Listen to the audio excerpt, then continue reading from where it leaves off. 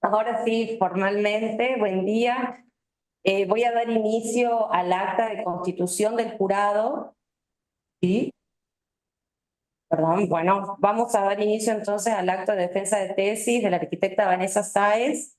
Voy a dar inicio con la lectura del acta de constitución del jurado, acta expediente número 45.216 del 2020, en la ciudad de San Miguel de Tucumán, a los 6 días del mes de mayo del año 2024, siendo las 8 horas, en el ámbito de la Facultad de Arquitectura y Urbanismo de la Universidad Nacional de Tucumán, y vinculados a través de plataforma virtual, se reúne el Tribunal Examinador designado mediante resolución número 2 del 2024 del Honorable Consejo Directivo de la Facultad de Arquitectura y Urbanismo de la Universidad Nacional de Tucumán, que deberá dictaminar sobre el trabajo de tesis presentado por la arquitecta Vanessa Celina Sáez, titulado Análisis de ciclo de vida de viviendas sociales construidas en el área metropolitana de Tucumán, Argentina, entre el 2000 y el 2020, para optar por el grado académico superior de doctora en arquitectura, modalidad semiestructurada. El tribunal examinador está integrado de la siguiente manera: doctora ingeniera Paula Araujo, doctora arquitecta Begoña Serrano y doctor arquitecto José Luis Alapont, y como miembro de la comisión de supervisión, conforme lo establece el reglamento respectivo, el doctor arquitecto Alberto Quintana Gallardo, procediéndose de inmediato a invitar al aspirante a sostener su tesis sobre el mismo en sesión pública y solemne. Así que, Vanessa, tenés la palabra. Bueno, muchas gracias. Buenos días para la gente en Argentina. Buenas tardes para la gente que está desde aquí, desde Valencia, España. Bueno, quien les habla es la arquitecta Vanessa Sáez y hoy vengo a presentar el trabajo de investigación doctoral denominado Análisis de ciclo de vida de las viviendas sociales en el área metropolitana de Tucumán, Argentina, construidas entre 2000 y 2020. Los directores de la tesis fueron la doctora arquitecta Beatriz Garzón de la Universidad Nacional de Tucumán y el doctor arquitecto Ignacio Guillén Guillamón de la Universidad Politécnica de Valencia. La comisión de supervisión, que también nos acompañó, fue constituida por la doctora arquitecta Pilar Sichero de la Universidad Nacional de Tucumán y el doctor arquitecto Alberto Quintana Gallardo de la Universidad Politécnica de Valencia.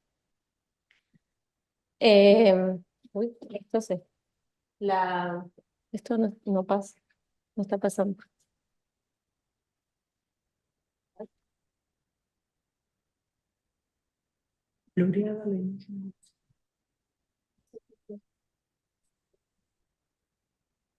Mira. Ahí está. Bueno, perdón. El contenido de la presentación constará en 4 etapas. La primera parte, que muestra todo lo que fue la introducción, el detonante, la motivación, la problemática, el problema de investigación, los interrogantes, el caso de estudio, la hipótesis, el plan de trabajo y los objetivos. En cuanto a la parte 2, el proceso metodológico que permitió el desarrollo de la tesis, las fases de los procesos y las herramientas informáticas utilizadas. En la parte 3 se muestran los resultados conseguidos y en la parte 4 a las conclusiones a las que se abordan. En cuanto a la introducción, el detonante y la motivación de esta investigación fue principalmente las implicancias que tiene el sector edilicio en el desequilibrio ambiental del nuevo milenio. Sin dudas, la huella ambiental asociada a la arquitectura en el siglo XXI, en el sector de la edificación, ya nos muestra un consumo de masa construida de alrededor de 1 teratonelada de construcción, y se provee de energía de una matriz energética mundial del 95% de energías no renovables y un consumo del agua potable de un 18%.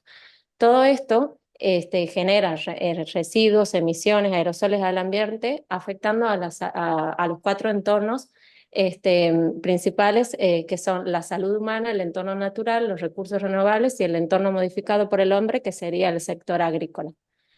Tucumán no es ajena a esta problemática, está inserta en este escenario tendencial en donde el crecimiento poblacional y el crecimiento urbano le genera esta problemática también de consumo de materia y de energía.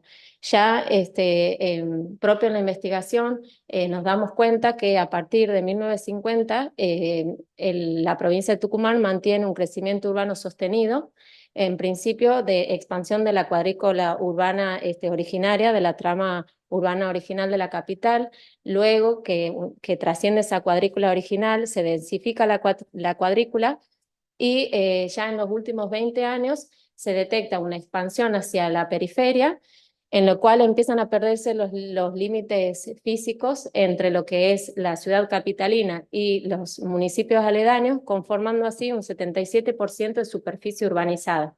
En esta etapa también nos damos cuenta, o sea, se detecta una gran implicancia de la obra pública en materia de construcción de viviendas. De hecho, se construyen más de 26.000 viviendas en esta última etapa, de las cuales lo más característico son 2 megas complejos habitacionales, uno de 5.000 viviendas en Loma de Tafí y otro de 2.500 viviendas en Manantial Sur. Bien, bajo este contexto, la presente tesis intenta dar respuestas a cuál es el desempeño ambiental del ciclo de vida de las viviendas sociales de la MET, construidas entre 2000 a 2020, considerando también escenarios futuros de cambio climático. Asimismo, siempre el espíritu de la tesis es no quedarnos en el diagnóstico de la huella ambiental del presente, sino plantearse cómo incidiría una posible rehabilitación energética en este balance ambiental del ciclo de vida de las viviendas, también incluyendo escenarios de cambio climático. Por lo tanto, el caso de estudio que queda definido en este espacio temporal de la última expansión urbana, siendo los 2 megacomplejos habitacionales Manantial Sur y Lomas de Tafí. Partimos de la hipótesis de trabajo en donde se define que actualmente las viviendas sociales construidas en este periodo presentan un ciclo de vida ambiental insostenible a largo plazo, lo que conlleva impactos ambientales asociados y dificultades para la adaptación y la resiliencia a futuros escenarios de cambio climático. El objetivo principal fue, por lo tanto, caracterizar este ciclo de vida ambiental de las viviendas sociales, siempre desde la perspectiva de la circularidad, porque el espíritu de la tesis es estar enfocados también a cómo son las posibles soluciones y los cambios. En cuanto a los objetivos específicos, se determinan 4. En primera medida, determinar los prototipos que representan el conjunto, porque estamos hablando de un caso de estudio que tenía más de 7.500 unidades de vivienda. En el objetivo número 2, contrastamos el comportamiento y la adaptación de la envolvente hidrotérmica que tienen estas viviendas frente al clima actual y al clima futuro, así como también se comparan posibles alternativas de mejora, cómo responden a estos 2 climas. Como tercer objetivo, se analiza el nivel de circularidad que tienen los aspectos físicos de estas viviendas, así como también las mejoras que se utilizan y se analizan como alternativas de rehabilitación energética. Y en el cuarto objetivo se evalúa de manera cuantitativa la huella ambiental de las viviendas y de sus alternativas de mejora, considerando las categorías de impactos potenciales propuestos por la norma EN 15.804. Bien, los conceptos teóricos que alumbran y que dan luz a la investigación fueron el siguiente: principalmente el enfoque de ciclo de vida en la edificación, que contempla que los impactos ambientales están asociados a cada una de las etapas que constituyen, propiamente dicho, el ciclo de un edificio. Y se parte como se menciona en la hipótesis, de que actualmente se está construyendo en un sistema, en un modelo de producción lineal que consiste en extraer, usar y desechar, lo que se trata, algunos autores la definen como ciclo de vida de flujo abierto o de la cuna a la tumba.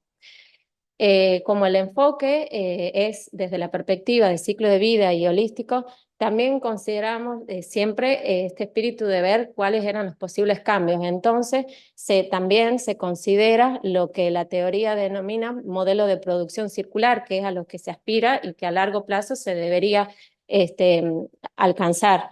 Este se define como lo contrario al anterior, extraer, usar y reutilizar, y además algunos autores le llaman de ciclo de vida de flujo cerrado porque intenta tener una continuidad, y también se encuentra definido como de la cuna a la cuna. Los principales pilares, los principios de la circularidad que tienen este enfoque son pensar en sistema, entender el edificio inserto en un sistema complejo de múltiples dimensiones que lo atraviesan, tanto la ambiental, la social, la económica, así como el propio sistema intrínseco del edificio. Aumentar la resiliencia, edificios adaptables a nuevas funciones, así como también al cambio climático. Usar energías renovables, ya que serían energías limpias y asequibles, y pensar en cascada esto de intentar reducir los residuos y, en el caso que existan, convertirlos en materia prima para alguna otra cadena de producción o en la misma industria de la arquitectura. Por último, queda definido el plan de investigación de la siguiente manera. El caso de estudio termina considerándose la vivienda social entre 2000 a 2020 por la cantidad construida y por ser de promoción pública y el Estado quien genere las buenas prácticas constructivas en materia de desarrollo y sostenibilidad. Y también por el destinatario, los ciudadanos a quienes están pensadas estas viviendas. Como habíamos mencionado, la hipótesis refleja esto, que estamos en el presente bajo un modelo de producción lineal que genera una huella ambiental asociada, y el interrogante ya avanza un poco más porque intenta también dar respuesta a cómo podría ser un paso hacia una transición, siempre con el objetivo de tener unas conclusiones, un aporte al conocimiento para poder diseñar a largo plazo desde el modelo circular. Por supuesto que siempre desde la perspectiva de construir hacia el desarrollo sostenible local y global, y que la Argentina pueda cumplir las metas y los objetivos ambientales. La relevancia y la originalidad de la tesis radica en que se hace una evaluación ambiental sistémica, holística e incluyendo escenarios de cambio climático. En cuanto a la metodología, tiene un enfoque que complementa tres grandes metodologías: la de estudio de caso, que permitió diseñar la muestra, principalmente ya que era un objeto de estudio con muchas subunidades.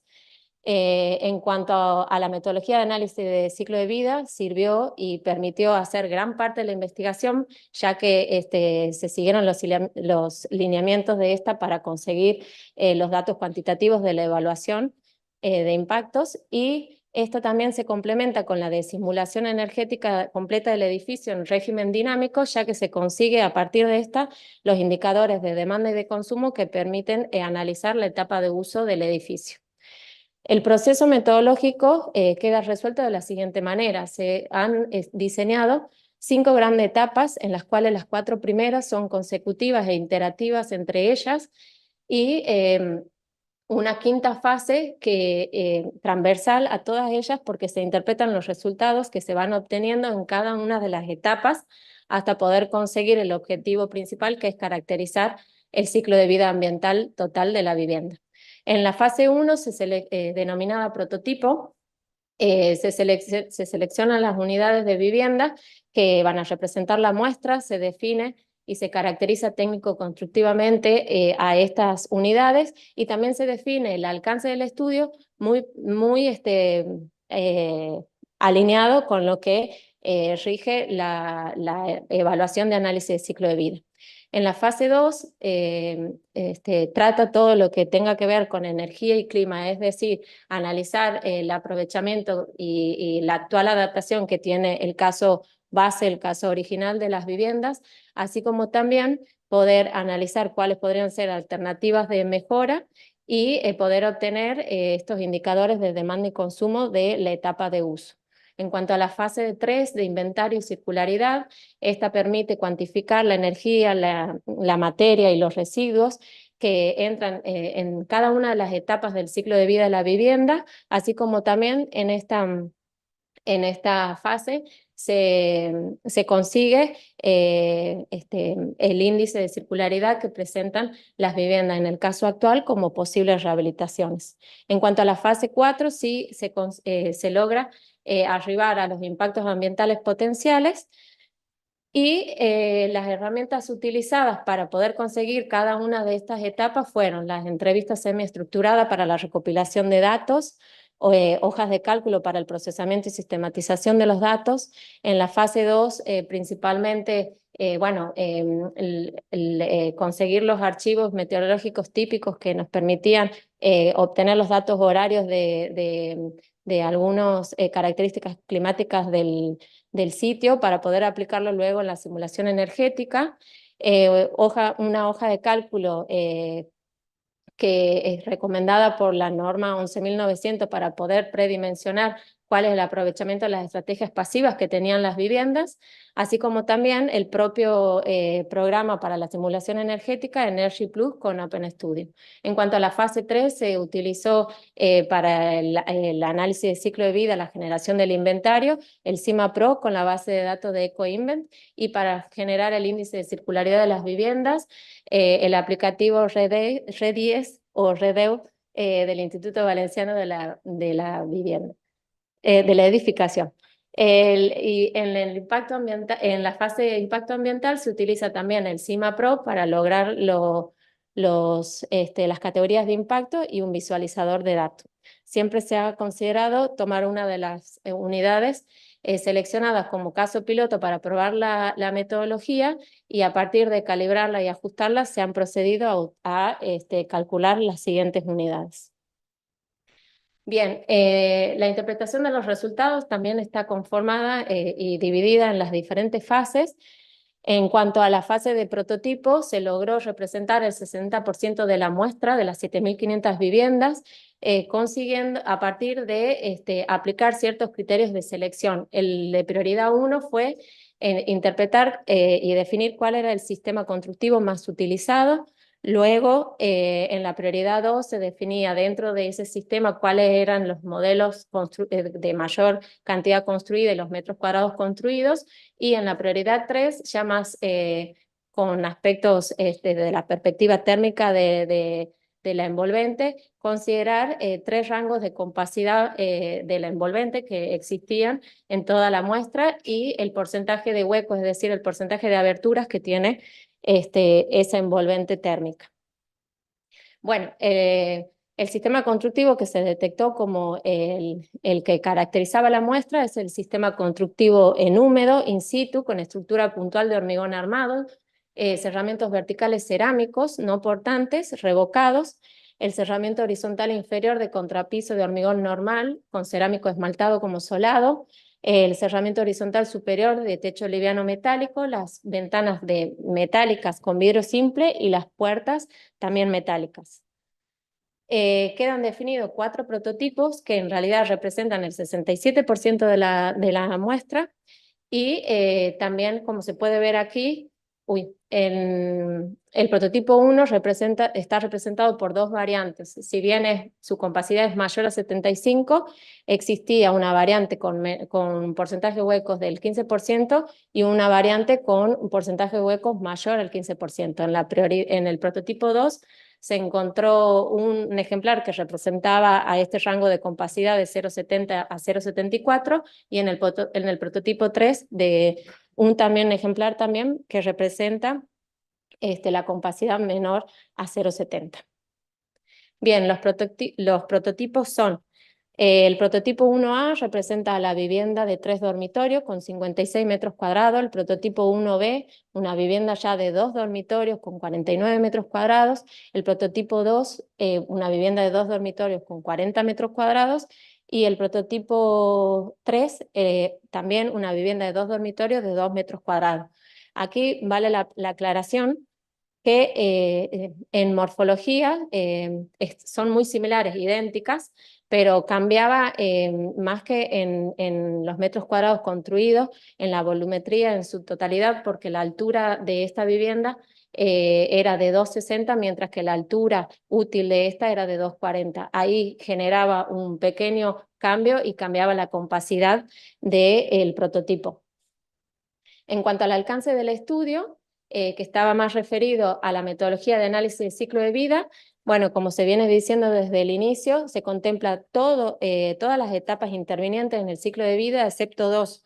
El módulo B1 de la etapa de uso, porque consiste en todos los productos y para limpieza y el mantenimiento de la cotidianidad del edificio, y el B7, que es el uso de agua operacional, que considerábamos que escapaba del alcance de este estudio. En cuanto a la regla de corte, todos los procesos que han sido incluidos, los procesos, los materiales, etcétera, son los que contemplaban, los que tenían una incidencia mayor al 5% en el cómputo métrico. Bien, por lo tanto, como características también que quedan definidas de estos 4 prototipos son, como función de la vivienda, del edificio, está más que claro, son residencias unifamiliar. En cuanto a la unidad funcional, el prototipo 1 representa la de 3 dormitorios y luego las restantes de 2 dormitorios. Y el flujo de referencia está marcado por los metros cuadrados que tienen cada una de ellas. En cuanto a la vida útil, que se ha definido son 70 años, desde 2010 a 2040 con el clima actual y de 2040 a 2080 con el clima futuro, considerando un promedio de 4 usuarios, una ocupación del 100% en horario nocturno y una ocupación del 75% en horario diurno. Las energías utilizadas son para la iluminación, la energía eléctrica, para refrigeración también la energía eléctrica, para calefacción gas natural y para agua caliente gas natural. En cuanto a la fase de energía y clima, lo primero a definir era cuál es la zona bioclimática que corresponde a este sitio, al área metropolitana de Tucumán.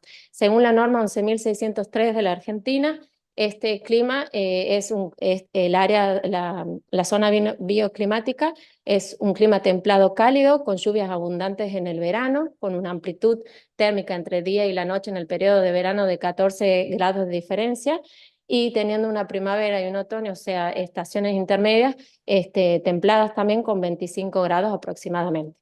En cuanto a definir un posible escenario de cambio climático en donde teníamos que adaptar el archivo de clima que se conseguía, digamos, de la fase del programa de simulación, se ha optado por, según las referencias del IPCC, del último informe, del sexto informe, una ruta de concentración representativa de gases de efecto invernadero del 4.5. Esto significa que se considera un cambio climático de riesgo intermedio, considerando que se podrían generar algunas posibilidades de mejora para conseguir que la temperatura media, por lo menos en la región cálida de Tucumán, no aumente más que 1,6 en el invierno y 2,1 en el verano.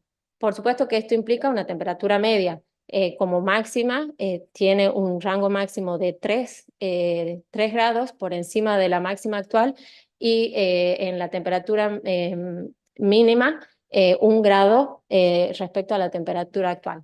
En cuanto al aprovechamiento de las estrategias de diseño pasivo, evaluados según la hoja de cálculo IRAM 11.900, se encuentra que para el sitio las recomendaciones avalan que se podría llegar a aprovechar en un 91% las estrategias pasivas. Sin embargo, los prototipos analizados solo llegaban a aprovechar entre un 36 a un 42%, lo que implicó que a la hora de diseñar alternativas de mejora, nos pongamos como premisa conseguir un aprovechamiento del 70%, alcanzar niveles máximos A y B para la transmitancia en muros y en techo, verificar riesgos de condensación superficial e intersticial y reducir las infiltraciones en un 50%. Esto se resolvió de la siguiente manera. Se diseña un sistema SATE con lana de vidrio para aislación por el exterior en los cerramientos verticales, el aumento de aislación en techo, también con la misma lana de vidrio, el cambio de ventanas por unas de PVC con ruptor de puente térmico, doble vidrio hermético y protección solar, y las puertas también se cambian, se propone el cambio con puertas de acero con en su interior espuma de poliuretano. También se genera una una alternativa de estrategia activa, que sería la de electrificar toda la climatización, porque ya se veía en las diapositivas anteriores que la calefacción que estaba utilizando gas natural, y mejorar el rendimiento de los equipos. En esta primera alternativa, lo que se intenta es analizar los materiales convencionales que se consiguen en el mercado local y que podríamos decir que se alinean con el modelo de producción predominante, el modelo de producción lineal. En cuanto a la alternativa 2, el sistema constructivo, la tecnología constructiva es igual, la premisa es igual, conseguir el 70% del aprovechamiento. Sin embargo, se cambia el aislante por un textil reciclado, y en el caso de las ventanas y las puertas se consideran bueno, ventanas de marco de madera, también con doble vidrio hermético y protección de madera, y las puertas macizas con un espesor de 0,4 metros. Bien, esto nos da como resultado poder observar lo siguiente. En el caso base, en el clima actual, se tiene como promedio entre un 30 y un 33 kilovatios hora por metro cuadrado, lo que implicaba que actualmente estamos por encima en un doble que lo que recomiendan los estándares y la certificación nacional, que propone tener una demanda de no más de 15 kilovatios hora por metro cuadrado para alcanzar un edificio de energía casi nula. Y sin embargo, esta problemática se asevera aún más porque en el clima futuro ya estábamos 4 veces por encima de lo que se propone en los estándares nacionales e internacionales. El cambio de clima generaba un aumento de la demanda por refrigeración de un 38%, y cuando verificábamos los casos mejorados, se logra observar que en el caso del clima actual, todas verificarían los estándares, estarían dentro de los rangos, digamos, recomendados. Sin embargo, ya cuando cambiamos el clima, las dos más desfavorables ya no verifican en esta recomendación, y podrían, llegando al límite, entrar tanto el prototipo 1A como el 1B. Cabe destacar que la diferencia que existe entre lo que es el clima actual y la rehabilitación en clima actual es del 60%, y en esta misma proporción también se reducía el 60% de la demanda por refrigeración. En cuanto a la demanda por calefacción, estamos en una situación similar. En el clima actual, en el caso base, también hay un promedio entre 30 y 33, lo que significaba también el doble de demanda que lo recomendado por los estándares. Y si bien en el clima futuro se reduce la demanda, lógicamente porque se reduce el periodo de frío, no significa que los valores alcanzados del caso base verifiquen las recomendaciones. En el caso mejorado sí que es muy alentador el cambio, ya que tanto en clima actual como en clima futuro, ambas verificarían las recomendaciones, y se detecta una reducción entre el caso base y las propuestas analizadas del 80%. Vale la pena recalcar que en cuanto a la simulación energética de la rehabilitación, si bien se analizan dos, en el caso de la simulación energética, sí que como tenían las mismas propiedades térmicas, se optó por simplificar los resultados y estar comentando constantemente las dos alternativas como si fuera un caso de mejora. Bien, en cuanto a los consumos, que es el indicador que verdaderamente va como input, como dato de entrada al inventario del análisis ciclo de vida, se analiza lo siguiente, se observa lo siguiente. En cuanto a el caso base, sí que existe una reducción, una diferencia entre lo demandado y lo que se consume en realidad, y que viene provista por el rendimiento que tenía el equipo split, que era, digamos, con el que se había calculado.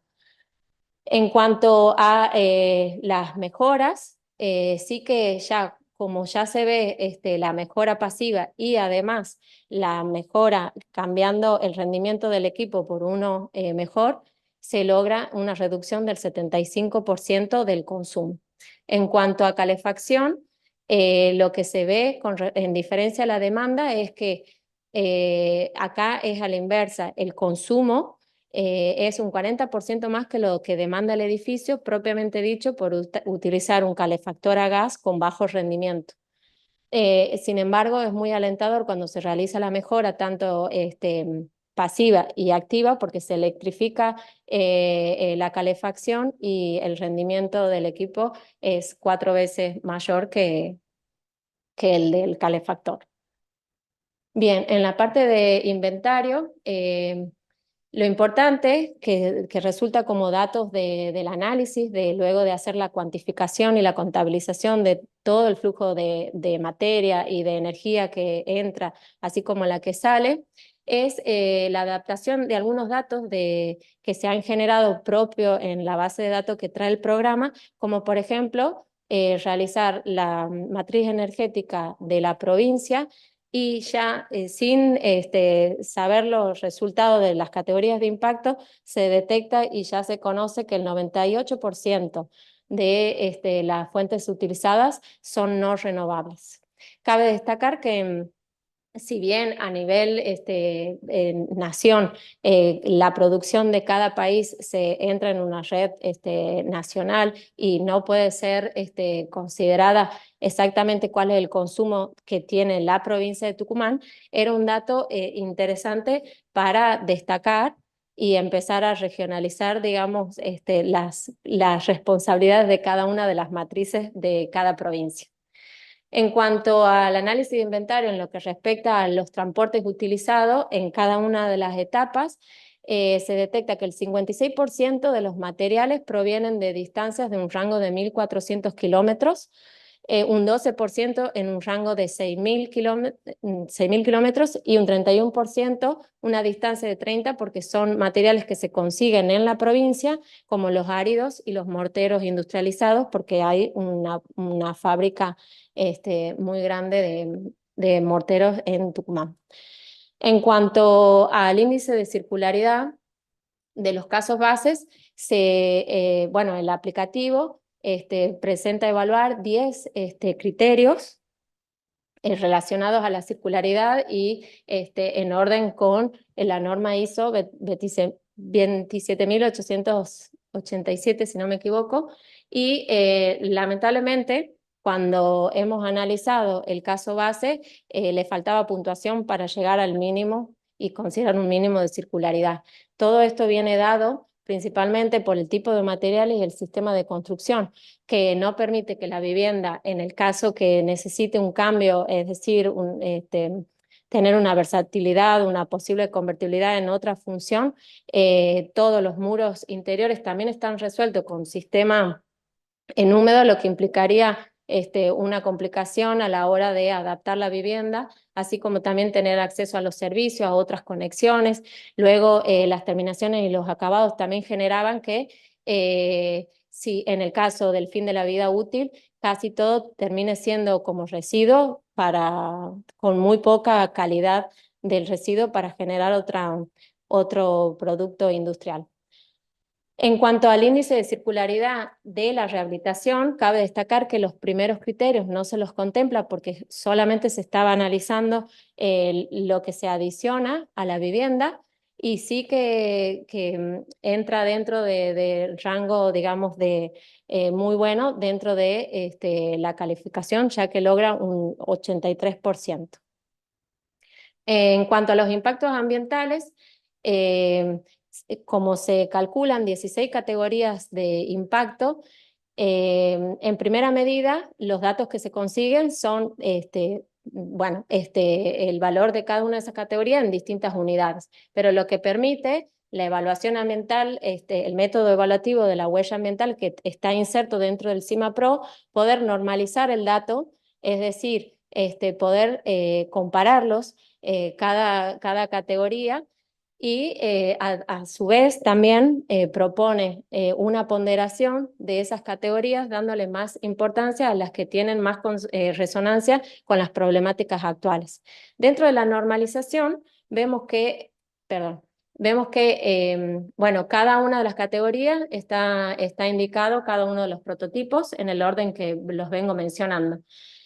Acá se detecta que el uso de los recursos fósiles era la categoría más desfavorable, luego la de cambio climático, luego la de ecotoxicidad y por cuarto lugar la de material particulado. Todo responde a la alta dependencia que tenemos y lo que comentaba en el análisis de inventario de el tipo de energía de la que está compuesta la matriz energética eléctrica. En cuanto a la ponderación, sí que se invierten algunas relevancias en la importancia y le dan más importancia a lo que es el cambio climático, luego el uso de los recursos fósiles y por tercero el material particulado. Y empiezan a desaparecer un poco las demás características, las demás categorías. En cuanto, bueno, esta última ponderación permite poder sumar cada una de esas categorías y lograr un puntaje único de la huella ambiental por cada una de las viviendas, lo que permite evaluar que si las comparamos en el ciclo de vida total de todas las viviendas, en este caso se arriba al siguiente análisis. A mayor masa construida, mayor es el impacto, porque si bien el prototipo 1 presentaba una mejor adaptación al clima y una menor demanda, se ve aquí que por tener la mayor cantidad de metros cuadrados terminaba siendo la que más impacta. Sin embargo, otro análisis que se pudo ver es que frente a una misma superficie, cuando sí había diferencias en la demanda, en el consumo energético, ya se puede discernir que acá está afectando la etapa de uso. Y hasta inclusive en situaciones de superficies similares, porque si bien esta ya tiene un poco más de metros cuadrados, frente a esta que era la más desfavorable, terminan teniendo similar puntaje, a pesar de que esta era mucho más chica y mucho menos material construido. Bueno, las categorías de impacto ya las había repetido en la diapositiva anterior, el cambio climático, que es en rojo, el uso de recursos fósiles en rosa y el material particulado, que es mostaza. Bien, si nos sometemos a introducirnos en cuál es la incidencia de cada una de las etapas, se puede ver que, por supuesto que la etapa de energía operativa, la etapa de uso, conlleva e incide en un 50 a un 55%. Luego, como segunda etapa, la etapa inicial, con un 28 a un 30%. Luego, la etapa de mantenimiento y reparaciones con un 10% y en la etapa de fin de vida útil con un 7 a un 10%. Sin embargo, se pueden analizar tanto por cada una de las etapas, así como si se diferencia si la etapa utiliza energía operativa o tiene energía embebida por los procesos anteriores con los cuales han sido fabricados los materiales o construidos y las maquinarias que se han utilizado. Si las comparamos, termina siendo que está casi equilibrado, un 50% de responsabilidad de la energía operativa y un 50% de responsabilidad de la energía embebida. Esto también da cuenta que en el sector de la construcción, hasta el presente, siempre se enfocó en mejorar la eficiencia de la energía operativa de uso del edificio, mientras que a medida que logramos reducirla, va a pesar más y se va a agrandar esta brecha, generando un aumento aquí en la energía embebida del edificio. Bien, en cuanto a la energía operativa, pura y exclusivamente, que es la que nos había dado como la más desfavorable, se logra discernir que la climatización es la que incide en un 70 a un 80%. Y en el clima actual, la calefacción representa una incidencia del 56% justamente porque la calefacción está utilizando gas natural.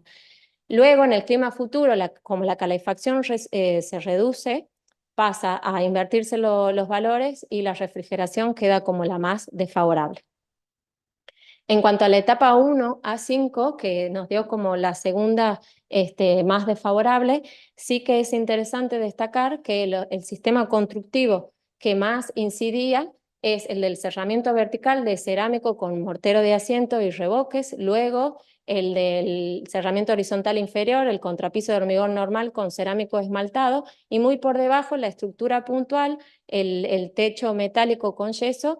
Y un dato que nos pareció interesante es la incidencia que tienen las instalaciones eléctricas por el uso del cobre en los cables. Sin embargo, todos estos elementos que fui mencionando, cada uno de ellos tiene una dependencia total con el reino mineral, es decir, con recursos no renovables, con recursos abióticos. También es importante destacar la importancia de haber analizado la vivienda en su totalidad y no el elemento constructivo en una unidad funcional, por ejemplo, de metro cuadrado, porque aquí nos data la importancia relativa que tiene el cerramiento vertical por la cantidad de metros construidos y de materiales que se utilizan. En cuanto al el puntaje único de comparar los posibles casos base, los casos base con los posibles casos mejorados, se detecta que bueno, la alternativa 1, que llevaba inserto materiales convencionales del medio, presenta una reducción frente a los impactos del caso base de aproximadamente entre un 11 a un 18%. Sin embargo, la alternativa 2 resulta mucho más alentadora, era la que tenía el residuo de textil como aislante y las carpinterías de madera, que consigue casi un 30% de la reducción. Bien, además de demostrar a nivel global cuál era la reducción, sí que es importante que como estas alternativas están pensadas pura y exclusivamente para la etapa de uso, era importante ver cuánto se reducía la energía operativa y cuánto implicaba generar y aumentar materiales para hacer la rehabilitación. Por lo tanto, todo lo que conllevan los módulos de energía embebida para contemplar la rehabilitación en sí misma. Bueno, en la alternativa 1 nos damos cuenta que tiene, respecto al caso base, un aumento del 8% de la energía embebida por haberle generado el sistema SATE, aumentado aislación en los techos, cambiado las ventanas. Sin embargo, sí que existe un 64% de reducción en la energía operativa, en los impactos por la energía operativa. En cuanto a la alternativa 2, vemos que se reduce la energía embebida en un 41% respecto a los casos base y en el 64% está igual porque se ha trabajado como que la rehabilitación en términos térmicos era la misma para las dos opciones. Bien. Además, en esta etapa de uso hemos analizado aún más en profundidad cuáles eran los materiales o el sistema, el elemento constructivo completo que más incidía en esa rehabilitación. En ambos casos, da cuenta que el sistema ENSATE es el que más incide. Sin embargo, como justamente luego también analizábamos la lana de vidrio, por ejemplo, que se utiliza para el techo, nos damos cuenta que en el sistema SATE la incidencia está dada por la cantidad de metros cuadrados, así como también por los morteros industrializados que se utilizan. Y bueno, y la puerta sería lo que menos impacto daba en esta alternativa. En cuanto a la alternativa 2, sucede lo mismo, el SATE era lo más incidente. Sin embargo, cuando se analiza el textil por separado de todo lo que es el sistema que conlleva el SATE, nos damos cuenta que el textil reciclado era casi nulo el impacto, o sea que no está sumando en esta parte. Y en cuanto a las puertas de madera, sí que tenía un puntaje positivo en el cambio climático que permite reducir y alcanzar ese 41% de diferencia que tenía con el caso base. Bueno, en el caso de ventana está muy similar con el otro, principalmente con la otra alternativa, principalmente más allá que se cambian los marcos que son de madera por el vidrio, por el doble vidrio hermético. Bien, ya por último, las conclusiones también se ordenan según cada fase y de la fase de prototipado podemos concluir en la importancia, en la relevancia que tiene identificar patrones, es decir, haber hecho esta selección minuciosa de cuáles eran las más representativas, porque en principio nos da una interpretación adecuada y bien diferenciada de los resultados, así como también una información valiosa para el diseño de futuras intervenciones. Además, luego de todo lo transitado, se concluye que estos 4 prototipos no solo permiten analizar el caso de estudio, sino que gran parte del parque inmobiliario existente, ya que el sistema constructivo predominante es el sistema constructivo en húmedo, con techo de chapa liviana. En cuanto a la fase de energía y clima, bueno, en esta fase sí que ya evidenciamos que se valida la hipótesis, principalmente por el uso insostenible que tiene de energía a largo plazo la vivienda y una baja adaptación al cambio climático. Gran parte de los problemas detectados en la etapa operativa del edificio se remontan a decisiones tomadas durante la etapa de diseño, principalmente en la elección del tipo de materiales que se utilizaban por sus bajas prestaciones térmicas y por sus bajas niveles de circularidad. En cuanto a la posibilidad de incrementar el aprovechamiento de estrategias pasivas un 30% más, o sea, lograr el 70% que teníamos como premisa, se logra reducir la demanda de refrigeración en un promedio del 60% en clima actual y en clima futuro, así como la demanda de calefacción en un promedio del 80% para ambos climas. También es importante recalcar que es necesario combinar las estrategias pasivas con las estrategias activas para alcanzar mejores resultados de eficiencia energética y que el indicador de consumo por kilovatio hora metro cuadrado revela la importancia relativa que tenían los artefactos y la energía que se utiliza en Tucumán para la climatización. En cuanto a la fase de inventario, bueno, y de inventario y circularidad, llegamos a la conclusión que los materiales y el sistema constructivo en húmedo in situ condicionan la circularidad de la vivienda y que si se aplican las alternativas planteadas se logra una adaptación circular parcial, porque ya lo construido ya no se puede modificar. Las mejoras sobre el parque inmobiliario existente en su totalidad permitirían una transición hacia la circularidad en el área metropolitana de Tucumán. En cuanto a la fase de impactos ambientales, se ratifica nuevamente con los valores de cada una de las categorías, se ratifica la hipótesis que es un ciclo de vida insostenible a largo plazo, que las categorías de impacto más significativas, el cambio climático, el uso de recursos fósiles y el material particulado, evidenciaban la alta dependencia sobre las energías no renovables y que en el caso de las viviendas construidas con este sistema constructivo, a mayor volumen de masa construida, mayor es el impacto por la incidencia justamente del sistema. Las diferencias entre las dos alternativas de mejora, las diferencias que se encontraron derivan del tipo de material empleado, que en la segunda opción ya tenía una intención de conceptos de circularidad. En cuanto a consideraciones generales, cabe destacar que la comprensión detallada y cuantitativa de los factores que afectan el impacto ambiental permite diseñar estrategias específicas de mejora para cada edificio, en este caso la vivienda social, la optimización de la rehabilitación energética, pensando en el impacto no solo de reducir en la etapa de uso, sino reducir también los impactos de la energía embebida de los materiales que se utilizan, y empezar a desarrollar las capacidades de diseño circular. La metodología de análisis de ciclo de vida es sin duda una herramienta clave en la gestión ambiental en el sector, y el enfoque prospectivo de analizar el comportamiento energético de la vivienda frente al clima actual y clima futuro sirve como base sólida para la toma de decisiones posteriores. También la situación de regionalizar los datos en la fase de inventario permite reducir la incertidumbre en los resultados que se alcanzan.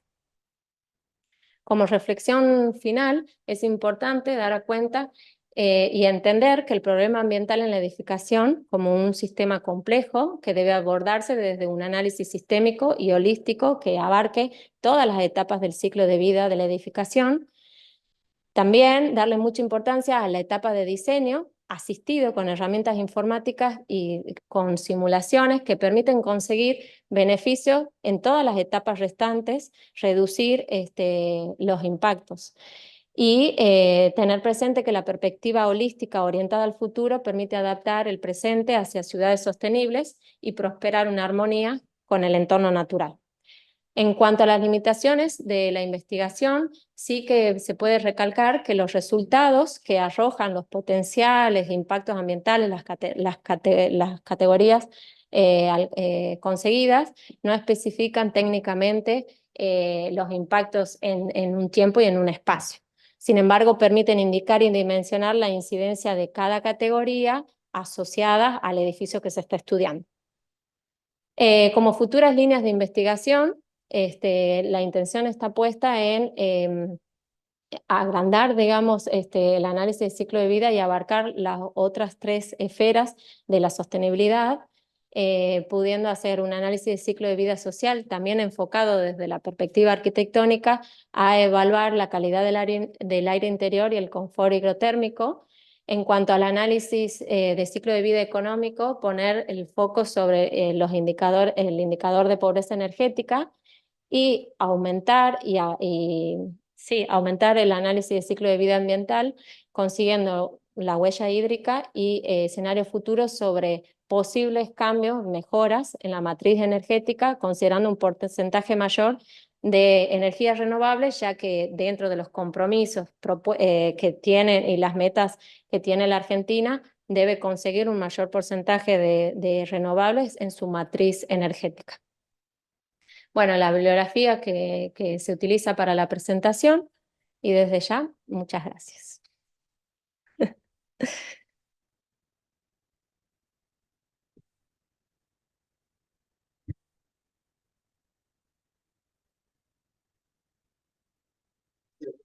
No se oye nada, ¿no? Están mutados, están mutados. Perdón, ahora sí, perdón, disculpen.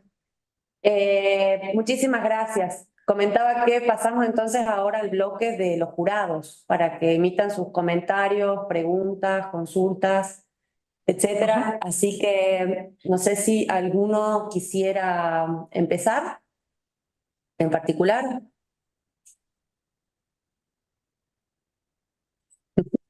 Pero miembros del tribunal o... Sí, sí, del miembro de los jurados. Bueno, pues no sé, yo misma. Hay como eco. Cierra el micro. Perdón. Sí, es que o dejamos una... Espera. Entiendo que se escucharía con el sonido del aula. Ahí A está. ver. Un poco alejado. Yo lo apago a este. Espera. A ver, ¿me oyen? Ahí sí, perfecto. Sí, ahí sí. Vale, perfecto. Bien, pues nada, yo lo primero pues felicitar a la doctoranda. La verdad es que yo creo que utilizaré mucho esta tesis como ejemplo. Me ha llamado especialmente la atención la rigurosidad académica. Entonces, imagino que hay detrás ahí unos buenos directores que han orientado a la doctoranda, a los que felicito también. Y porque yo creo que es un ejemplo de cómo abordar con distintas metodologías de investigación un trabajo, ¿no? Entonces, tienes estudio de caso, aplicación de ACV, simulación energética, en fin, yo creo que hay análisis multicriterio, ¿vale? Que hay tesis que se dedican solo pues, a un aspecto o a otro y tú has abarcado ahí. A mí me ha llamado especialmente la atención. Y luego, desde luego, por la temática que es muy oportuna, muy necesaria, y es verdad que este tipo de trabajos meterse con análisis de ciclo de vida es duro. Imagino que con todo lo que has hecho, pues lo has vivido en primera persona.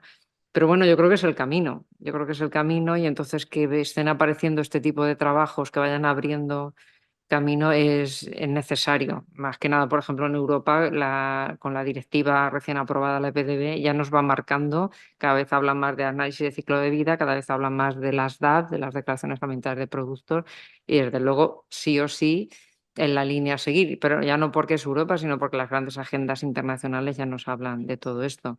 Entonces, en ese sentido, de verdad, mi más sincera felicitación, ¿eh? Es un trabajo riguroso, académicamente, yo creo que brillante, ¿eh? Solo quería hacer algunos comentarios, porque podría acabar aquí. A mí me ha gustado mucho, pero sí que me gustaría hacer más que nada reflexiones en voz alta, ¿eh? La primera me llama la atención que hayas elegido el estudio de caso en Tucumán, el grupo de viviendas el grupo de vivienda social, que entiendo que tiene una componente social muy interesante, que además debe ser un ejercicio que cumpla la función ejemplarizante que hacen las administraciones públicas. No sé si has entrado en contacto con ellos y saben que estás haciendo este trabajo. Yo creo que deberían saberlo. Y luego también me ha llamado la atención porque, claro, yo trabajando más con unos ojos desde aquí, desde España y eso, coger edificios de 2000, 2020, que por ejemplo en España no tendría mucho sentido. De hecho, los fondos europeos están más orientados a edificios de los años 60, 70. Entonces, eso sí que me ha llamado la atención. Imagino que es por la forma de construir en Argentina, pero que, claro, hasta 2020 es hace 4 años, ¿no?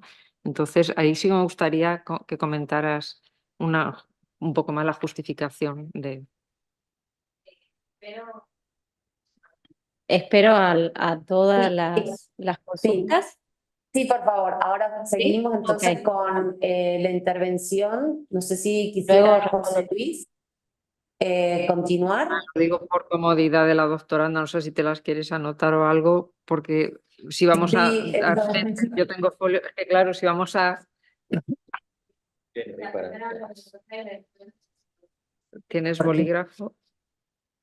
Ten. y Vanessa, te voy a pedir que dejes de compartir tu presentación para poder ver acá todo el... Que claro, si vamos a hablar todos.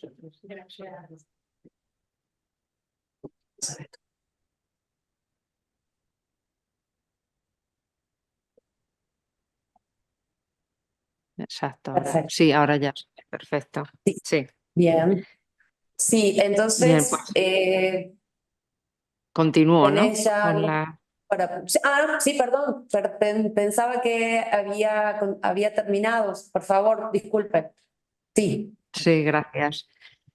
No, pues eso para mí es que, claro, justificar muy bien las áreas de intervención creo que es importante. Seguro que está, pero me ha llamado especialmente la atención. Luego también que sean solo edificios unifamiliares. Claro, entiendo que más vale hacer un ejercicio en profundidad de una zona en la que se conoce bien, pero imagino, no sé qué porcentaje hay en la zona de plurifamiliares respecto a unifamiliares, también con mis ojos europeos. Me ha llamado mucho la atención porque aquí desde luego tenemos más, y sobre todo en grandes ciudades, la cantidad de edificios plurifamiliares representa mucho más la construcción. Pero digo simplemente por curiosidad, ¿eh? Desconozco el ámbito de Tucumán en profundidad y lo comento en ese sentido. Eh, Luego también me ha llamado la atención que ha utilizado la herramienta Redeo, Re10, y sí que me gustaría tener una opinión de una experta ya en la materia, porque he visto que en el primer caso no cumplía prácticamente nada y luego cuando se mejoraban cumplían ambas alternativas y no me ha quedado claro porque parecían que cumplían al mismo nivel la alternativa 1, la convencional, digamos, respecto a la 2. No sé, no me ha quedado claro que deberían tener resultados diferentes en circularidad y no me ha quedado claro, pero lo leí, lo he visto aquí y sí que me gustaría que comentara alguna cuestión al respecto. Luego, por último, que son observaciones simplemente son más curiosidades que otra cosa. Luego también, desde luego en las reflexiones finales, yo coincido totalmente en la valoración económica. De hecho, la EPDM, la Directiva Europea, ya en sus orígenes ya apuntaba a la metodología del coste óptimo, ¿no? De que todo esto debe encajar porque económicamente tiene que ser más rentable. Entonces yo creo que efectivamente este estudio, si se va a entregar o es conocedor el gobierno, debería saber que a lo mejor si se hace un estudio económico a largo plazo, no lo que te cuesta el presupuesto de ejecución material ahora, que obviamente, sino qué te va a costar, y no solo con la energía obviamente operacional, sino con toda la energía considerada, creo que es fundamental.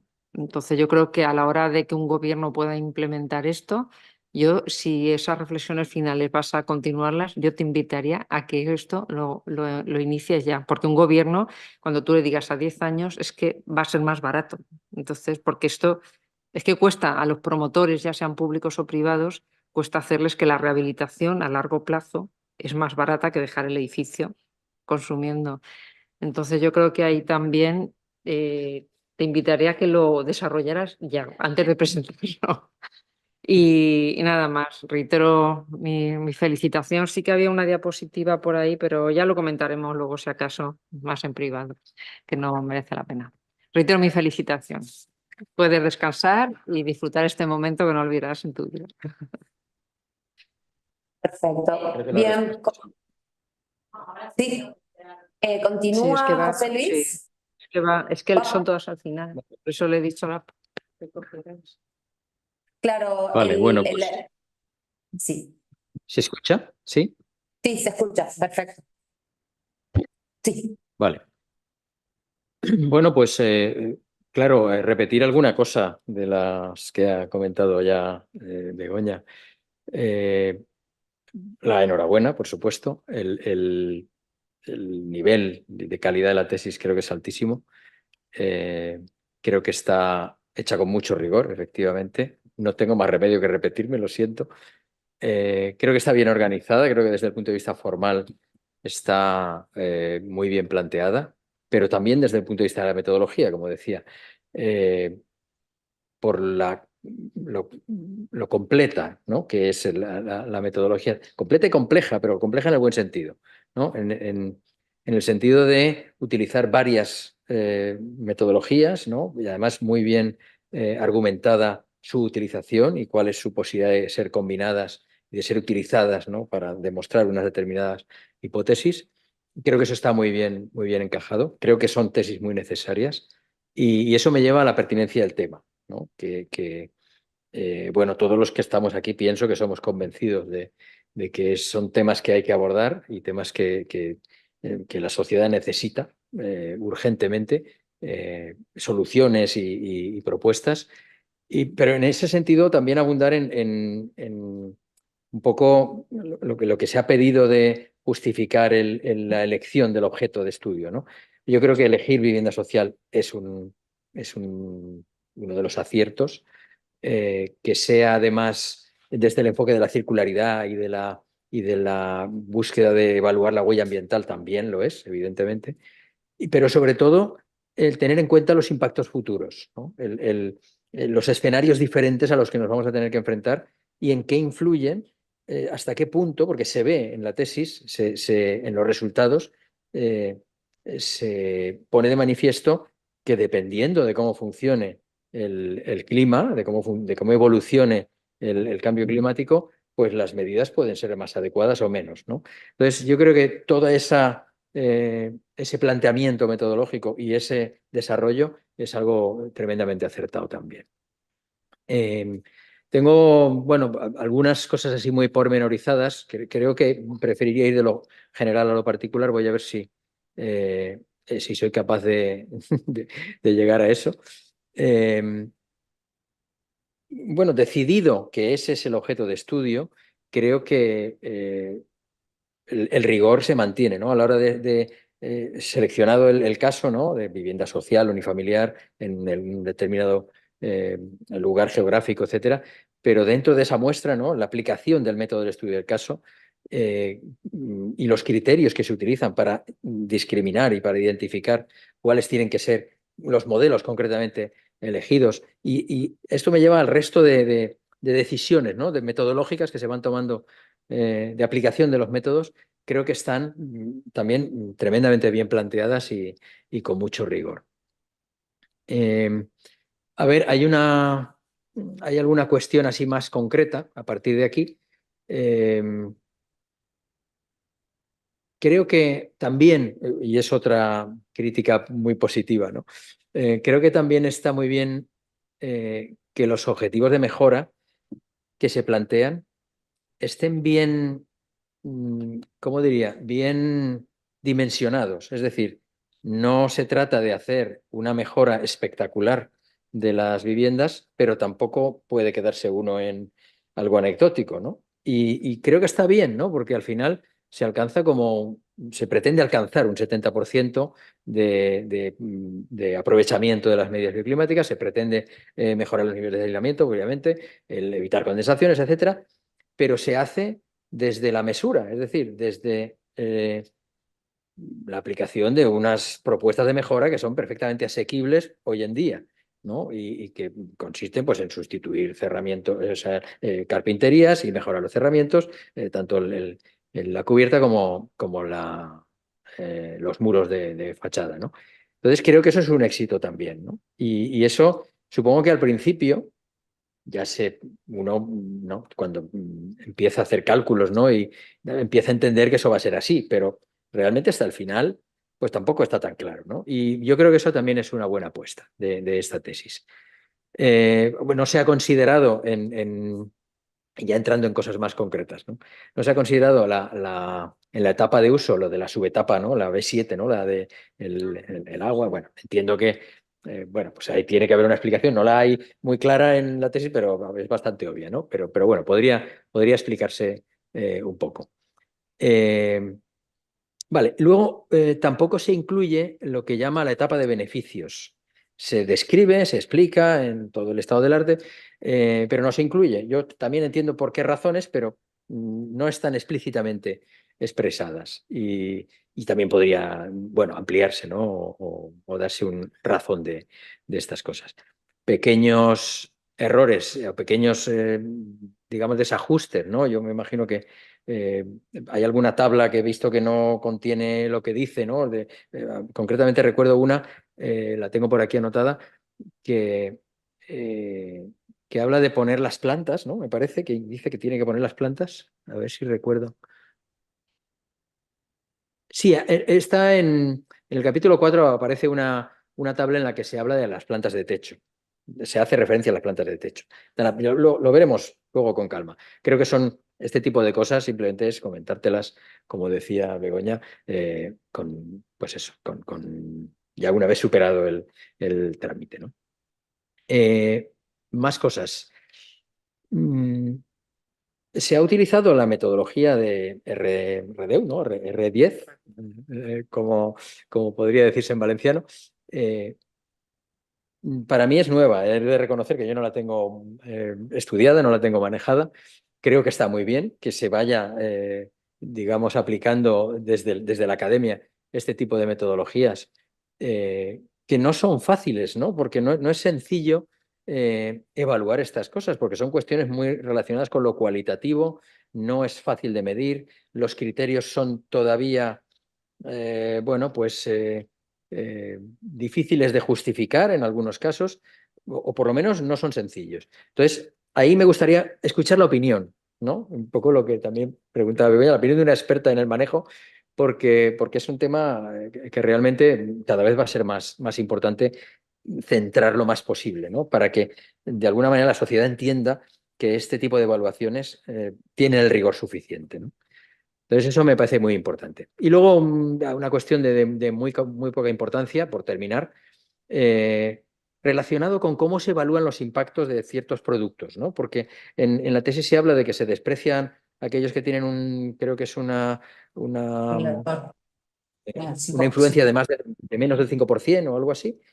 Y en ese sentido, creo que eso está bien, evidentemente, pero hay otros ciertos productos que, digamos, pueden quedar como aparentemente muy sostenibles o que mejoran mucho la sostenibilidad, pero que por ciertos tratamientos, estoy pensando en la madera concretamente, por poner un ejemplo muy evidente, la madera siempre tiene huella negativa, siempre funciona desde el punto de vista de la sostenibilidad mucho mejor que cualquier otro material, pero ¿hay forma de tener en cuenta los tratamientos que necesita por cuestiones biocidas o por cuestiones de resistencia a la intemperie, etcétera?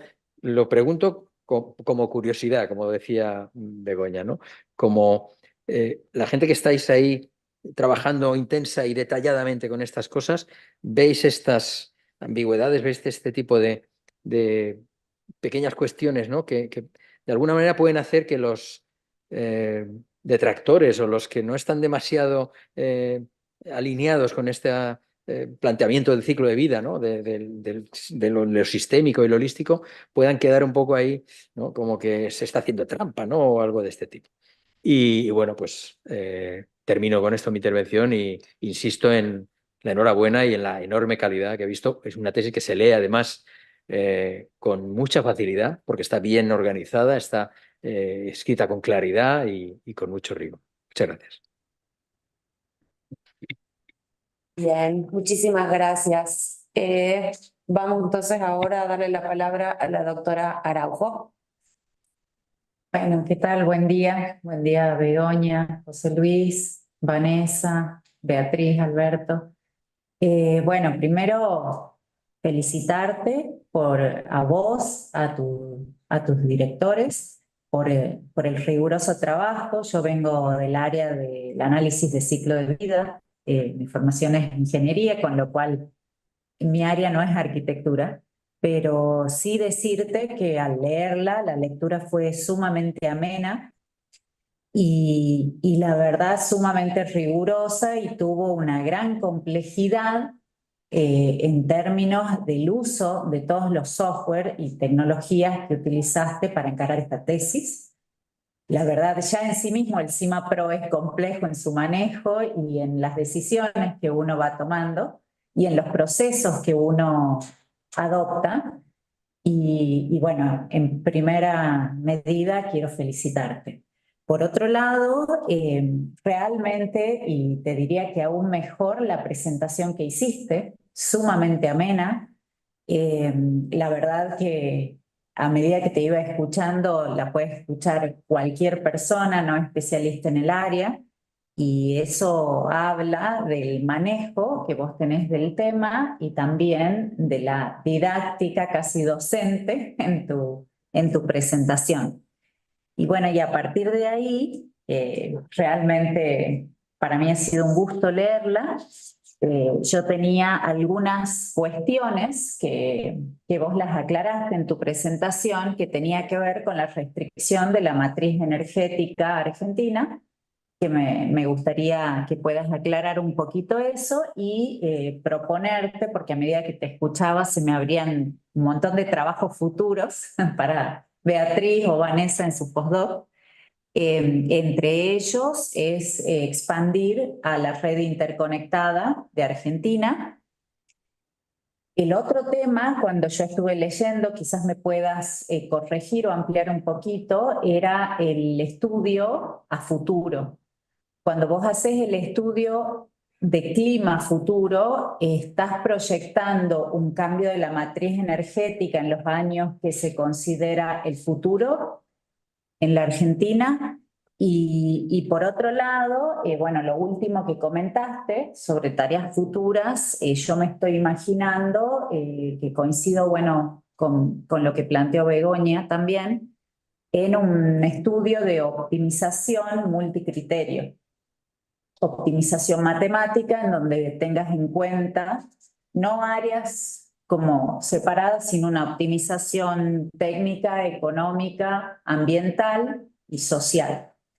Entonces, quizás eso se podría avanzar sobre eso porque a medida que nosotros planteamos que estas son viviendas sociales, realmente el enfoque ambiental tiene que ir acompañado, José Luis creo que también lo planteó, de de cuáles son los beneficios económicos a futuro. Y sumamente interesante el hecho de que hayas trabajado con viviendas sociales, porque el Estado genera una guía a futuro en estas áreas. Entonces, para mí eso como fue muy importante en tu tesis.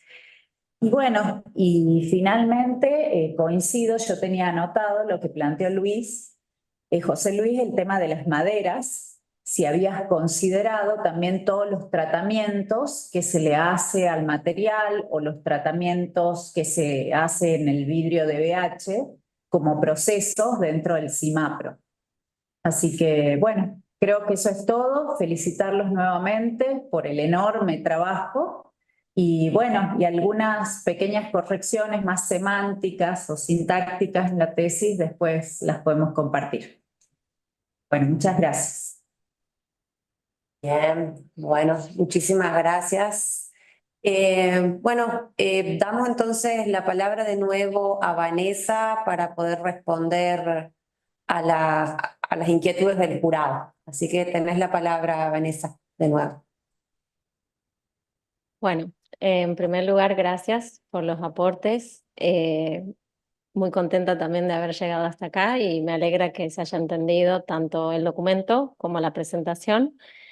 Me pongo de lleno a responder las preguntas. En primer lugar, Begoña me consultaba por qué las viviendas sociales y justamente del último periodo. Yo creo que desde tu mirada y tu perspectiva europea, vos estás considerando que podrían ser los sistemas constructivos mejores, porque en teoría se va adaptando a nuevas normativas que están más actualizadas, referido a la adaptación a la sostenibilidad, pero no es el caso. Justamente encontrábamos en esta vivienda una disminución en la calidad de los materiales constructivos y de las prestaciones. Sin embargo, por ejemplo, en otra etapa sí que era más común, por darte un ejemplo, encontrar la vivienda social con techo pesado de losa, que si bien podemos llegar a decir que se empezó a cambiar justificado por el gobierno de que respondía mejor al clima, la tipología de techo liviano con ventilación entre medios del cielo raso y la chapa,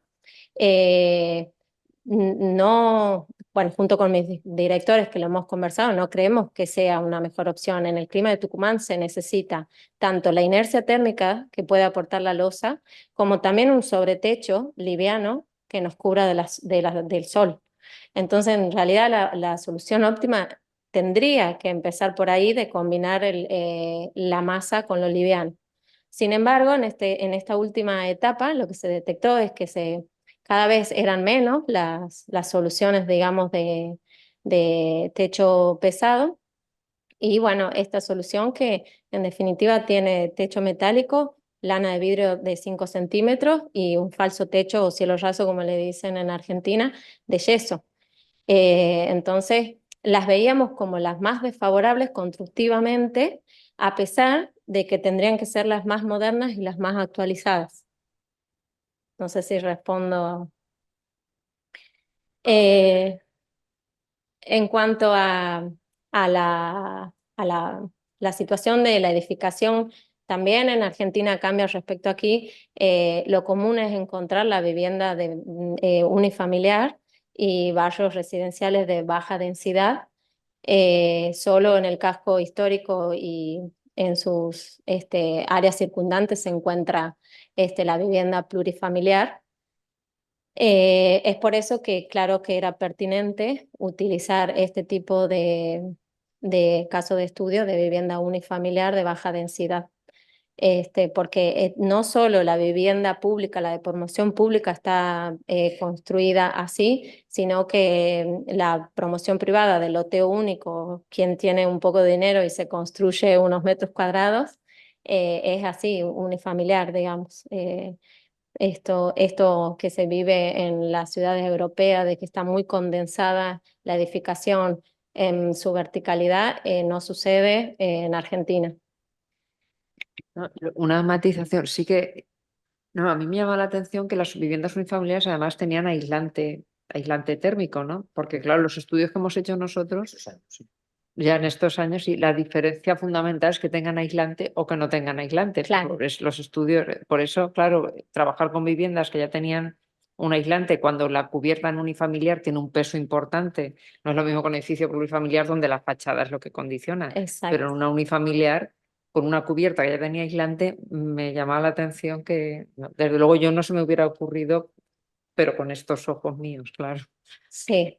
No, además también hasta el día de hoy se sigue construyendo muro simple, o sea, de cerámico, sin ningún tipo de aislación en el cerramiento vertical. Sí que es verdad, a ver, no quiero pecar de decir se sigue construyendo, sí que es verdad que en 2019 salió unas nuevas recomendaciones que se deben cumplir y que seguramente las que se están construyendo ya vienen un poco más adaptadas, pero por lo menos las de principio de siglo que se detectan como caso de estudio, no. Bueno, con respecto a los comentarios de la herramienta Redeus, sí que es verdad que cuando se considera el caso base, se lo considera en su totalidad como, bueno, ahí la herramienta te propone que si estás por hacer una vivienda de planta nueva, o sea, desde cero, sí que tomes los 10 criterios, porque los 3 primeros datan a cuenta de la morfología en sí, las posibilidades que va a tener tanto por el diseño como por el sistema constructivo, después, bueno, todos los criterios. Se ha optado por considerar como si fuera que era de planta nueva para poder calificar los 10 criterios, más allá que ya están construidas, pero cuando se analiza la rehabilitación, solo se analizan y se tilda ahí en las hojas de cálculos anteriores, en las que yo mostré que ya muestra los resultados, se tildan solo las intervenciones que se iban a hacer, por lo tanto, bajaba un poco a 7 criterios a analizar. Sin embargo, también voy más a lleno a tu pregunta. En el caso base no alcanzábamos la puntuación mínima del 30%, principalmente porque el sistema constructivo no permitía ni darle versatilidad ni romper un muro fácilmente sin intervenir aquí al usuario y incomodar, digamos, la operación, el tiempo que conlleva a tener muros más livianos interiores y poder descomponer y armar otro tipo de situación en la vivienda o cambiarla de función. Así como también contemplan otros criterios como la posible accesibilidad a los servicios o la independencia de esos servicios, como también la durabilidad que tienen los materiales. La durabilidad de los materiales, justamente lo que se aplica como carpinterías, o sea, la chapa metálica de calibre 18 pintada con antioxidante nada más, tenía muy baja durabilidad. Más allá que el sistema constructivo que lo noto como déficit, o sea, como déficit en la parte de que es en húmedo, que no tiene mucha posibilidad de ensamblaje y demás, la carpintería nos marcaba, la carpintería, la chapa metálica del techo y muchos de los materiales utilizados nos marcaban una baja durabilidad, lo que implica más recambios durante la vida útil del edificio y que se va complicando más, pues se va cargando más de energía y de materia que luego impacta. Sin embargo, por ejemplo, en la rehabilitación, uno cuando cambia las carpinterías y las ventanas ya opta por sistemas, digamos, que por lo menos por ficha técnica de los proveedores afirman que tienen 30 años de vida útil las carpinterías fácilmente, lo que equivalía solo cambiarlas una sola vez si considerábamos 30 años de vida útil. Por lo tanto, ahí también mejorábamos el puntaje. Mejorábamos el puntaje por considerar en ambos casos, esto un poco que habría que controlarlo en la Redeus, en ambos casos, en la parte del aporte, el apoyo a la economía circular, dice que si estás utilizando materiales que tienen la certificación DAP, la etiqueta tipo 3, ya quedan como aceptados. Sin embargo, por ejemplo, la lana de vidrio en Argentina, la que más se usa es de una marca, bueno, es súper conocida, Isover, y que sí tiene las etiquetas, el DAP, y entonces yo cualitativamente en ese aplicativo la estaba condicionando como de misma calidad que la de reciclado textil, que en realidad cuando uno hace todo cuantitativamente se da cuenta que tiene mejores aportes la que comienza con energía embebida cero. Entonces, igual de todas formas, yo bajo los lineamientos hemos considerado tanto el material de la rehabilitación 1 como el del material de la rehabilitación 2 como un apoyo a la economía circular. Además, porque a mi criterio la economía circular no es solo el tema de la producción y cuánto reutilizamos y demás, sino el aporte que generamos al no utilizar energía operativa. Y en este caso, la rehabilitación en ambos casos me mejoraban muchísimo el no utilizar energía operativa. Entonces también era un apoyo a la economía circular.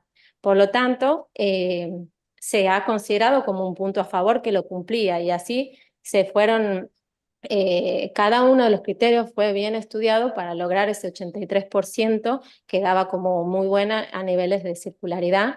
Y sí, comparto lo que mencionaba José Luis, que el REDEU fue considerado justamente en esta tesis para darle un aporte cualitativo a la circularidad, porque a través del CIMAPRO y el análisis de ciclo de vida que genera todos los impactos de manera cuantitativa, por ahí no es tan entendible los términos de circularidad o no, o el desempeño ambiental o no, que tiene la vivienda. Entonces nos parecía como complementario la posibilidad esta de tener dos indicadores diferentes, uno más cualitativo y el otro más cuantitativo. Bueno, creo que ahí también respondo por qué utilizo el REDEU, ¿no? Bien, en cuanto a la etapa de beneficio, ¿por qué no la hemos contemplado? Principalmente sí que fue un debate en su momento con los directores, porque justamente, esto lo cuento como anécdota, mi investigación se inicia recopilando datos de cuáles eran algunos residuos que se podían convertir en posibles materiales para la construcción. Entonces estaba constantemente viendo estos residuos, me sirve, entonces digo, no puede ser que no contemple la etapa de beneficio.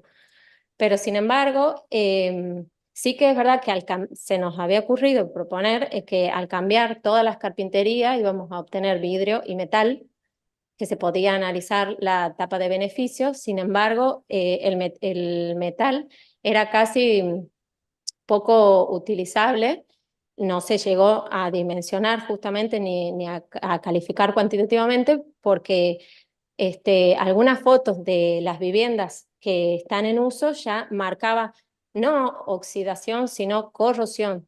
Entonces, si ya había índices de corrosión, ya es como muy difícil usarlo como... Aparte, además, el concepto de beneficio intenta dar un aporte como upcycling, como conseguir un subproducto que realmente tenga calidad, utilidad. Sin embargo, lo que veíamos es que frente al posible recambio de lo que hacíamos o hasta en la propia fin de vida útil, casi todo quedaba como desperdicio, como por ejemplo todo el ladrillo que se debería demoler y demás de los cerramientos portantes, termina siendo como para relleno de algún suelo. De hecho, las normas, la certificación BREEAM tiene una definición de cuáles son algunos de los materiales que se pueden considerar como que está generando un beneficio y cuáles no. Y por lo tanto, tanto el hormigón que se podía llegar a obtener como los herramientas terminaban siendo para recubrimiento de superar alguna nivelación. Bueno, y también lo que conllevaba implicar la etapa de beneficio era someterse a una cadena insertar una cadena de producción nueva de algo que en realidad no existía, salvo que tengamos en cuenta qué material íbamos a diseñar. Bien, bueno, con respecto a cómo se superan algunos puntos negativos que puede llegar a tener la madera, principalmente un poco en respuesta unida a la de Redeus, cuando se opta por el cambio de las carpinterías y se utiliza la madera, sí que es una madera maciza, dura, que tiene una buena respuesta a los requerimientos exteriores, el sol, el agua, porque si no tampoco se plantearía cambiarla. Y en cuanto a los mantenimientos que le hemos agregado a la parte B2 y B5 en el CIMA Pro, siempre se utilizaron materiales para su mantenimiento que sean productos de origen vegetal.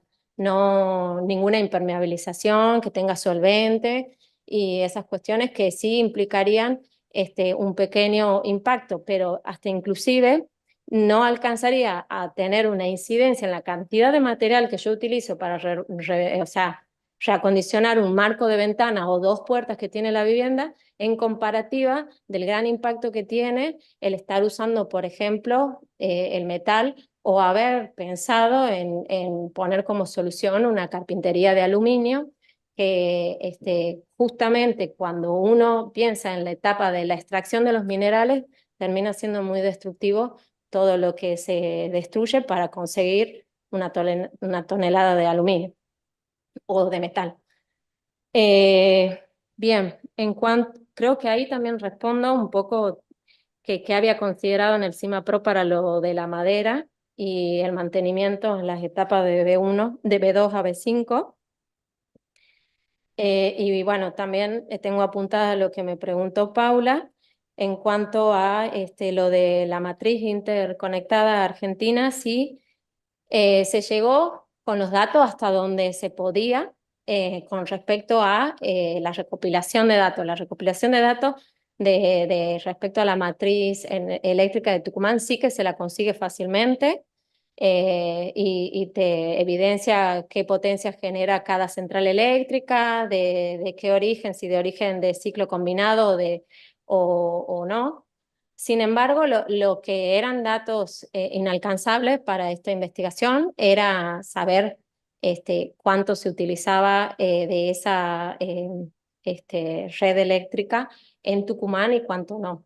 Sin embargo, nos pareció totalmente pertinente avanzar y dar a cuenta de realmente el bajo porcentaje que existe de renovables y el haber analizado, de hecho hay un artículo nuestro en un congreso en el ESWE que compara la matriz energética argentina con la de la nacional completa con la de Tucumán y era muy, muy poquito, porque la Argentina presenta, si no me equivoco en este momento y la memoria no me falla, un 85, un 86% de no renovable.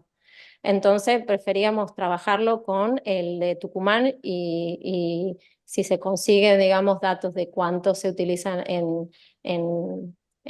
para el sitio, sí poderlos aplicar. Sí que es verdad que con respecto a las futuras líneas de investigación, se propone, así como hicimos en esta oportunidad, cambios de escenarios climáticos, poderlos combinar con cambios de escenarios de matriz energética con porcentajes más de renovables. Estaba puesto en la última diapositiva. Lo que pasa que de momento no se optó porque si bien se han estudiado los posibles programas que hay en la Argentina para incluir renovables, se leía que de 10 licitaciones que se aprobaban o de 3 o de 4 de ciertas empresas para llevar a cabo esa mejora, después se caían. Por lo tanto, no se veía como que esto tenía sostén en el tiempo y bueno, era como más eminente aplicar un escenario de cambio climático y que siga la matriz energética, lamentablemente, como está. Con respecto a las etapas que no se han contemplado, la B7 del uso de agua operacional, sí que consideramos que escapaba de la pertinencia de este estudio, de las posibles, ya pensar en en cómo mejorar el consumo de agua operacional ya implicaba incluirle a las rehabilitaciones más consistencia con respecto a recuperar el agua de lluvia y un montón de cosas que sí se convertía en grande. Es por eso que también en las líneas próximas líneas de investigación consideramos que hay temas ambientales que todavía faltan indagar y que sí que está contemplado generar todo un proceso de la huella hídrica. Respecto a la situación de generar una matriz multicriterio, multiobjetivo, bueno, me parece totalmente acertado. De hecho, ya hay antecedentes en la ciudad de San Juan, en Argentina, de una tesis doctoral que se ha presentado en 2018, en donde se genera esta evaluación multiobjetivo que contempla no solo los pilares ambientales, sino indicadores compuestos que conllevan, digamos, la parte social y económica también. Así que bueno, de momento seguramente sean las próximas líneas, el postdoc. Claro, ahí permíteme el comentario. La investigación tiene que tener un alcance y además se indica bastante claro a lo largo de toda la tesis y hay que limitar, ¿no? Hay que poner límites porque si no esto es inabordable. Exacto, sí, después en definitiva es inabordable como comento. Sí, para la siguiente es poco a poco, como dicen los valencianos. Bueno, creo que respondí todas las preguntas. Si queda todavía algo que creen que no está sustentado, me lo dicen. Bueno, muchas gracias, Vanessa. En esta instancia está la posibilidad de la intervención de la dirección de la tesis. No sé si Beatriz Garzón o Ignacio Guillén quisieran comentar brevemente alguna cosa. Bueno, yo sí, espero no emocionarme porque realmente es emotivo y muy lindo que llegar a estas instancias, ¿no? Son como siempre digo, los hijitos académicos, estas cuestiones van más allá de lo académico, nos unen muchas otras cuestiones. Además está la distancia, todo el proceso que ha tenido Vane, empezando acá, una mudanza en el medio, no es que se ha ido de una calle a la otra, sino ha cruzado un océano, y en el medio ha seguido trabajando en su tesis y en demás cosas, habla de lo que es Vane en lo personal y en lo académico. Y bueno, creo que en su responder a las preguntas hizo una segunda exposición de tesis con una solvencia muy grande. Bueno, lo digo tratando de ser objetiva, pero es así, lo ha demostrado. Y bueno, sí, nosotros hemos dirigido con Ignacio, pero ella ha ido mucho más también allá, propuesto y generado otras cuestiones muy valiosas. Y si no se hubiera llegado a esa cantidad de indicadores, de variables e indicadores y analizados, escudriñados, no estaríamos hablando de otras cuestiones, ¿no es cierto?, de lo que esta tesis tiene como impacto y de alcances y que abre otras líneas de investigación. Y sobre todo, siempre en el equipo hemos tratado que sean temas concretos, reales de la situación, de nuestro contexto, y que sirvan también de aporte. Así que, como decía Begoña, siempre hacemos una devolución y transferencia según lo que corresponda en el tema que se están abordando en los proyectos de investigación, como en las tesis que generamos y algunas otras cuestiones. Así que, por supuesto que siempre tenemos una excelente articulación con diferentes instituciones con las que venimos trabajando y pensamos que eso tiene que ser el aporte además que sirva una realidad concreta y que sirva para mejorar ciertas cuestiones, ¿no? Bueno, qué decir nada más, perdone, quiero cederle la palabra, quizás Ignacio también quiera decir algo. Podría seguir explayándome y además podría empezar a llorar también. Porque es un gran logro, creo que institucionalmente también lo es, una tesis de esta calidad, bueno, y agradecer también todo al equipo de aquí de posgrado, haber puesto a disposición y haber generado esta instancia de este modo, ¿no? En nombre de Cecilia, Rosana, que andan por allí también. Lleva un gran esfuerzo, aunque no se vea todo esto, ¿no? Seguramente allá también en España, pero poner a punto y que haya salido esto también. Muchas gracias, Beatriz. Bueno, Ignacio. una sola cosita, nada más, gracias a las palabras de José Luis, Begoña y Paula. Y bueno, eso nada más, perdón, Cecilia. ¿O no? Sí. Ignacio, ¿quisiera hacer algún comentario? Sí, sí, bueno.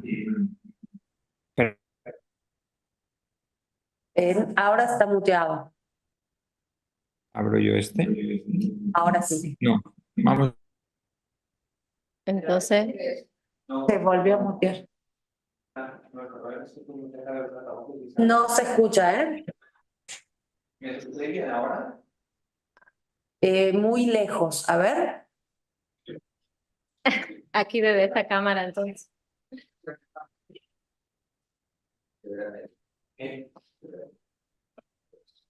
Ah, ok, ok.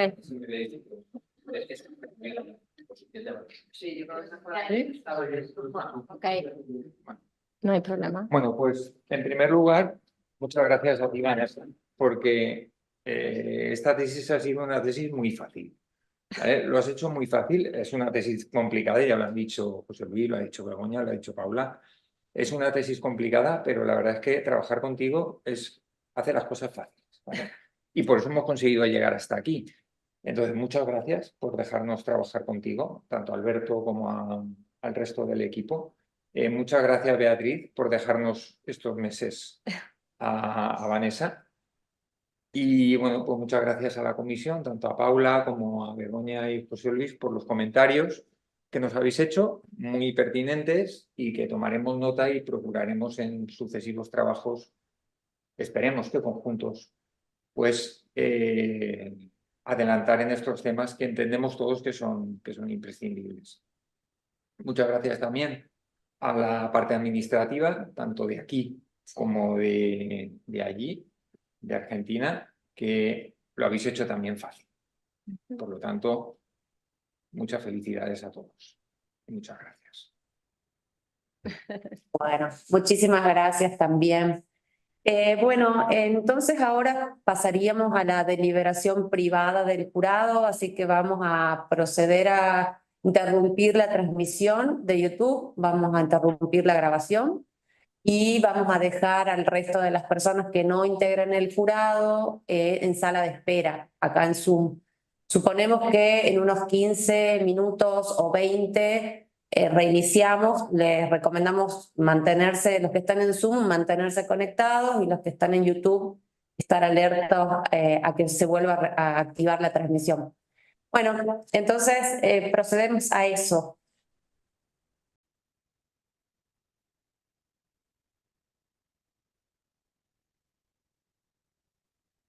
Bueno, perfecto. Estamos todos.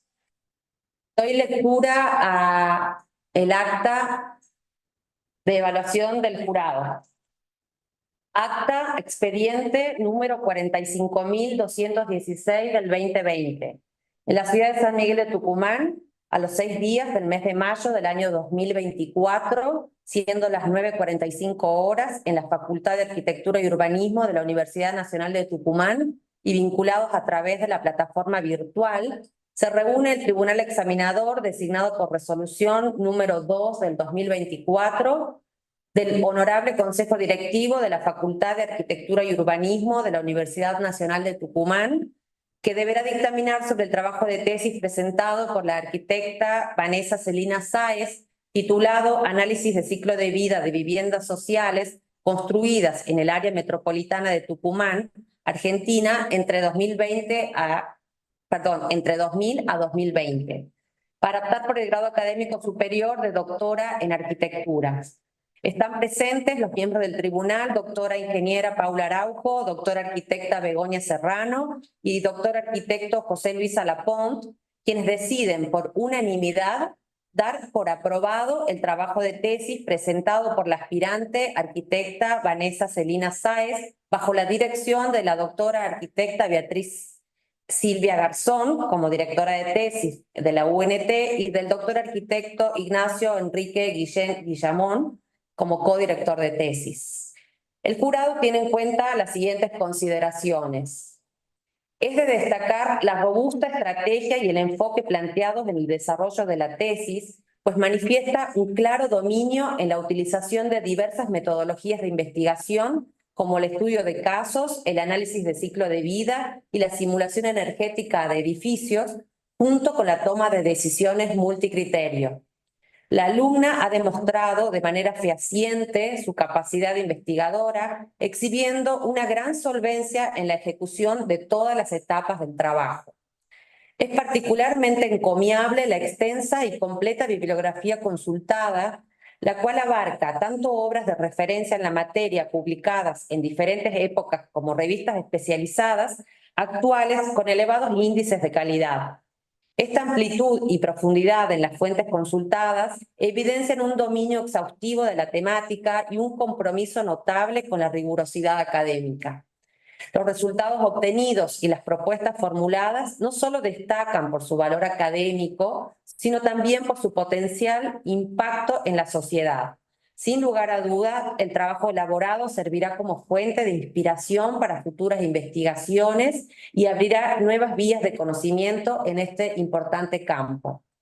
En la defensa oral, presenta de forma ordenada y didáctica los objetivos y metas planteados en la tesis, con diagramas correctamente estructurados, planteando con solvencia todas las fases de esta tesis doctoral.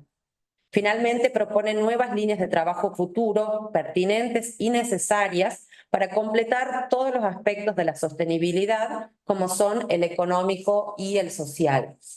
Por todo lo expuesto, los miembros del tribunal examinador deciden otorgar la calificación de summa cum laude correspondiente a la calificación de 10 puntos en la escala numérica. Consecuentemente, se aconseja la publicación de la tesis de Vanessa Celina Sáez, sujeta a una revisión y a una síntesis previa que atienda a los futuros destinatarios. Siendo las 10 horas, se da por finalizado el acto. Firman de conformidad los siguientes miembros del jurado examinador: doctora ingeniera Paula Araujo, doctora arquitecta Begoña Serrano y doctor arquitecto José Luis Alapont. Por lo cual te felicito, Vanessa, doctora Sáez. Muchas felicidades. Muchas gracias a los jurados y a las personas que están ahí. Desde acá también a la dirección. Sí. Ya estamos con esto cerrando un poco el acto. No sé si quieren comentar alguna cosa y cerramos la grabación y podemos quedar un rato en la plataforma. Yo quisiera, bueno, agradecer a todas las personas que hasta aquí me han acompañado, principalmente, bueno, en especial a mis padres que me ayudan en todo, y luego a mis directores de tesis, que constantemente han sido un apoyo importante para mí, así como mis compañeros de Argentina como los de acá.